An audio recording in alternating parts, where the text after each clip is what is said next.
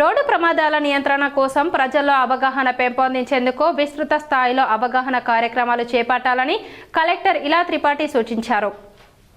Road భద్రతా మహోత్సవాలను పురస్కరించుకొని సమీకృత జిల్లా కార్యాలయాల సముదాయంలోని కాన్ఫరెన్స్ హాల్లో సోమవారం కలెక్టర్ అధ్యక్షతన అధికారులకు సిబ్బందికి అవగాహన కార్యక్రమం నిర్వహించారు.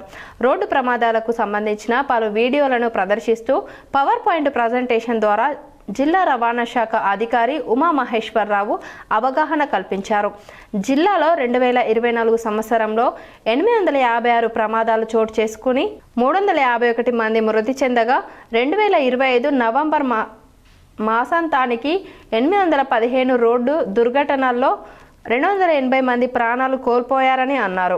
ముఖ్యంగా అజాగ్రత్తగా నిర్లక్ష్యంగా వాహనాలు నడపడం వల్ల ప్రమాదాల బారిన పడుతున్నారని, ఎక్కువగా ద్విచక్ర వాహనదారులు ప్రమాదాలకు గురవుతున్నారని అన్నారు. ఈ సందర్భంగా కలెక్టర్ మాట్లాడుతూ రోడ్డు ప్రమాదాల నియంత్రణ కోసం సంబంధిత శాఖల అధికారులు పరస్పర సమన్వయంతో సమిష్టిగా కృషి చేయాలన్నారు. ఈ నెలాఖరు వరకు కొనసాగనున్న జాతీయ రోడ్డు భద్రతా మహోత్సవాలను పూర్తి స్థాయిలో విజయవంతం చేసేలా కార్యక్రమాలు అమలు చేయాలన్నారు.